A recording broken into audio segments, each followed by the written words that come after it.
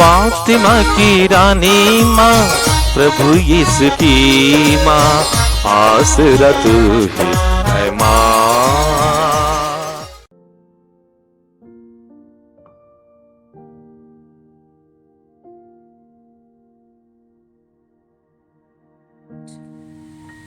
पहला पाठ गलतियों के नाम संत पौलुस का पत्र, अध्याय 1, पद संख्याएं 6 से 12 तक। मुझे आश्चर्य होता है कि जिसने आप लोगों को मसीह के अनुग्रह द्वारा बुलाया है, उसे आप इतने शीघ्र त्याग कर एक दूसरे सुसमाचार के अनुयायी बन गए हैं। दूसरा तो है ही नहीं, किंतु कुछ लोग आप में अशांति उत्पन्न करते और मसीह का सुसमाचार विकृत कर देना चाहते हैं। लेकिन जो सुसमाचार मैंने आपको सुनाया, यदि कोई, चाहे वह मैं स्वयं या कोई स्वर्गदूत ही क्यों न हो, उससे भिन्न सुसमाचार सुनाए, तो वह अभिशप्त हो। मैं जो कह चुका हूँ उसे दोहराता हूँ। जो सुसमाचार आपको मिला है, यदि कोई उससे भिन्न सुसमाचार सुनाए, तो वह अभिशप्त हो। मैं अब किसका कृपा पात्र बनने की कोशिश कर रहा हूँ? मनुष्यों का अथवा ईश्वर का? क्या मैं मनुष्यों को प्रसन्न करना चाहता हूँ? यदि मैं अब तक मनुष्यों को प्रसन्न करना चाहता, तो मैं मसीह का सेवक नहीं होता। भाइयों, मैं आप लोगों को विश्वास दिलाता हूँ कि मैंने जो सुसमाचार सुनाया वह मनुष्य रचित नहीं है। मैंने ना तो उसे किसी मनुष्य से ग्रहण किया और न सीखा, बल्कि यीशु मसीह ने उसे मुझ पर प्रकट किया है। यह प्रभु की वाणी है। ईश्वर को धन्यवाद। भजन अनुवाक्य। प्रभु अपने विधान सदा स्मरण करता है। प्रभु अपने विधान सदा स्मरण करता है। धर्मियों की गोष्ठी और उनकी सभा में मैं सारे हृदय से प्रभु की स्तुति करूंगा। प्रभु के कार्य महान हैं, भक्त जन उनका मनन करे। अनुवाक्य। प्रभु अपने विधान सदा स्मरण करता है। उसके कार्य सच्चे और न्यायपूर्ण हैं। उसके सभी नियम अपरिवर्तनीय हैं। वे युग युगों तक बने रहेंगे। उनके मूल में न्याय और सत्य है। अनुवाक्य। प्रभु अपने विधान सदा स्मरण करता है। उसने अपनी प्रजा का उद्धार किया और सदा के लिए अपना विधान निर्धारित किया है। उसका नाम पवित्र और पूज्य है। प्रभु की स्तुति युगानुयुग होती रहेगी। अनुवाक्य। प्रभु अपने विधान सदा स्मरण करता है। जय घोष। हालेलुया। प्रभु कहते हैं, मैं तुम लोगों को एक नई आज्ञा देता हूँ। मैंने जैसे तुम लोगों को प्यार किया है, वैसे तुम भी एक दूसरे को प्यार करो। हालेलुया। प्रभु आप लोगों के साथ हो और आपके साथ भी। संत लूकस के अनुसार पवित्र सुसमाचार। प्रभु की जय। अध्याय 10 पद संख्याएं 25 से 37 तक। किसी दिन एक शास्त्री आया और ईसा की परीक्षा करने के लिए उसने यह पूछा, गुरुवर, अनंत जीवन का अधिकारी होने के लिए मुझे क्या करना चाहिए? ईसा ने उससे कहा, संहिता में क्या लिखा है? तुम उसमें क्या पढ़ते हो? उसने उत्तर दिया, अपने प्रभु ईश्वर को अपने सारे हृदय, अपनी सारी आत्मा और अपनी सारी शक्ति और अपनी सारी बुद्धि से प्यार करो और अपने पड़ोसी को अपने समान प्यार करो। ईसा ने उससे कहा, तुमने ठीक उत्तर दिया, यही करो और तुम जीवन प्राप्त करोगे। इस पर उसने अपने प्रश्न की सार्थकता दिखलाने के लिए ईसा से कहा, लेकिन मेरा पड़ोसी कौन है? ईसा ने उसे उत्तर दिया, एक मनुष्य यरूशलेम से यरीको जा रहा था और वह डाकुओं के हाथों पड़ गया। उन्होंने उसे लूट लिया, घायल किया और अधमरा छोड़कर चले गए। संयोग से एक याजक उसी राह से जा रहा था और उसे देखकर कतरा कर चला गया। इसी प्रकार वहाँ एक लेवी आया और उसे देखकर वह भी कतरा कर चला गया। इसके बाद वहाँ एक समारी यात्री आया और उसे देखकर उसको तरस हो आया। वह उसके पास गया और उसने उसके घावों पर तेल और अंगूरी डालकर पट्टी बांधी। तब वह उसे अपनी ही सवारी पर बैठाकर एक सराय ले गया और उसने उसकी सेवा शुश्रूषा की। दूसरे दिन उसने 2 दीनार निकालकर मालिक को दिए और उससे कहा, आप इसकी सेवा शुश्रूषा करें। यदि कुछ और खर्च हो जाए तो मैं लौटते समय आपको चुका दूंगा। तुम्हारी राय में उन तीनों में कौन डाकुओं के हाथों पड़े उस मनुष्य का पड़ोसी निकला? उसने उत्तर दिया, वही जिसने उस पर दया की। ईसा बोले, जाओ तुम भी ऐसा करो। यह प्रभु यीशु का परम पवित्र सुसमाचार है। क्रिस्त की जय। जय यीशु क्रिस्त में प्रिय भाई और बहनों, आज के पहले पाठ में हम लोगों ने सुना कि संत पौलुस गलातियों के नाम पत्र में पूछते हैं, आप लोगों ने इतने शीघ्र ही क्यों सुसमाचार को छोड़ दिया और दूसरे किसी के गलत सुसमाचार को सुना है, उससे आपको मुक्ति नहीं मिलेगी और जो सुनाने वालों को भी मुक्ति नहीं मिलेगी। मनुष्य में एक प्रवृत्ति रहती है कि सुसमाचार को छोड़ने की प्रवृत्ति, सुसमाचार में विश्वास छोड़कर अन्य विचारधाराओं में सब फंस जाते हैं। उन सबों से हमको मुक्ति नहीं मिल सकती है। मुक्ति केवल पुनर्जीवित यीशु ही दे सकते हैं। इसके अलावा संत पौलुस उनको याद दिलाते हैं कि उनको जो सुसमाचार मिला है वो किसी मनुष्य से नहीं, प्रभु यीशु ने उन पर ये सब प्रकट किया है। कुरिन्थियों के नाम दूसरे पत्र अध्याय 12 में हम लोग इसी तरह पढ़ते हैं।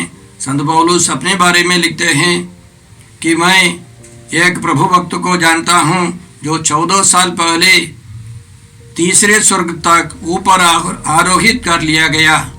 सशरीर या दूसरे प्रकार से यह मैं नहीं जानता, ईश्वर ही जानता। और उसके आगे वे बोलते हैं, मुझ पर बहुत सी असाधारण बातों का रहस्य प्रकट किया गया है। इसलिए संत पौलुस के पत्रों में, लेखों में इतनी ताकत, इतनी शक्ति, इतना खुलापन, इतने सारे रहस्य छिपे हैं। हम इस महान संत को धन्यवाद देते हैं। उनके द्वारा जो सुसमाचार मिला है, जो वचन, ईश्वर वचन मिला है, उसके लिए हम धन्यवाद देते हैं।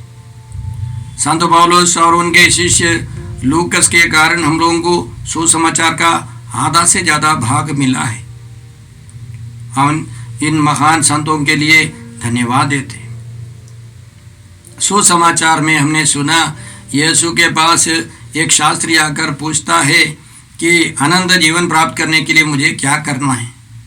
यीशु बोलते हैं, संहिता में क्या पढ़ते हो?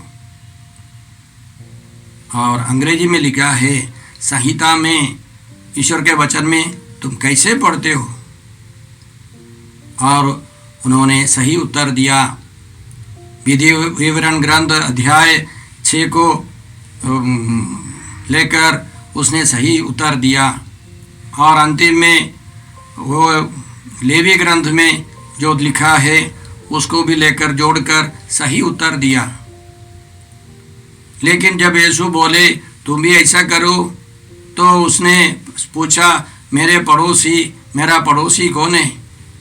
और यीशु ने एक दृष्टांत सुनाया। हम लोगों ने यह दृष्टांत, भला समारी का दृष्टांत हम लोगों ने कई बार सुना है। अब मैं जो बोलने जा रहा हूँ वो हमारी आदिम कलीसिया के गुरुओं के अनुसार है। उसके अनुसार जब यीशु बोलते हैं एक व्यक्ति यरूशलेम से यरीको जा रहा था। बाइबल के अनुसार यरूशलेम स्वर्ग है, हमारे जीवन का लक्ष्य है। वहाँ से हम मानव जाति, वो व्यक्ति मानव जाति है, वह यरीको की ओर जा रहे हैं। यरीको पापमय जगह है। यरीको का अंधा, वहाँ अंधेपन है, वहाँ भारी पाप है। वास्तव में सबसे पहला सेटलमेंट इतिहास में हम लोग पढ़ते हैं यरीको में है। और योशुआ के समय यरीको का पतन हुआ है। हम लोग ये भी पढ़ते हैं यीशु की परीक्षा यरीको के आसपास की मरुभूमि में हुई। और यरूशलेम से यरीको जाने वाला वह मनुष्य मानव जाति है। वह डाकू शैतान है। शैतान के प्रकोप से, शैतान की मार खाकर वो अधमरा हो गया। हम लोग सब अधमरे हैं। तब उस जीवन रास्ते में एक पुरोहित आया, फिर एक लेवी आया, और दोनों ने उस मानव जाति, उस मनुष्य की सेवा नहीं की। यीशु का कहने का मतलब है उस जमाने के जो धर्म है, यहूदी धर्म हो, कनानी धर्म हो, समारी धर्म हो, ये सब उस मानव जाति की सेवा नहीं कर पाया। तब एक समारी आया, वह समारी यीशु है। उस समारी को, उस व्यक्ति पर तरस हो आया और उसने अपनी मोटरी खोलकर तेल और अंगूरी डालकर उसके घावों को धोया, पट्टी बांध ली। तेल क्या है? हमारी आदिम कलीसिया के गुरुओं के अनुसार वो तेल संस्कार है। वो अंगूरी मिस्सा बलिदान है। मिस्सा बलिदान और अन्य संस्कारों के द्वारा हमारे घावों को यीशु सुखाते। फिर यीशु उनको सराय ले गए। वो सराय कैथोलिक चर्च है, कलीसिया है। और यीशु ने कलीसिया में, वो समारी ने कलीसिया में उस अधमरे व्यक्ति को, माने मानव जाति को की सेवा की। और यीशु 2 दीनार देकर, 2 सिक्के देकर उसके लिए मजदूरी दे दी। वो 2 सिक्का क्या है? पंडित लोग कहते हैं वो एक पुराना व्यवस्थान, एक नया व्यवस्थान। कलीसिया में यीशु ने पुराने व्यवस्थान, पूरी बाइबल में पुराने व्यवस्थान, नए व्यवस्थान दोनों को हमारी चंगाई के लिए, हमारे खर्च के लिए दे दिया है, जिसके द्वारा हमारा परिपोषण होता है। वो सत्र जो है वो कैथोलिक चर्च है, कलीसिया है, वह हमारा परिपोषण होता है। और अंतिम में वो बोलता है मैं लौट आऊँगा।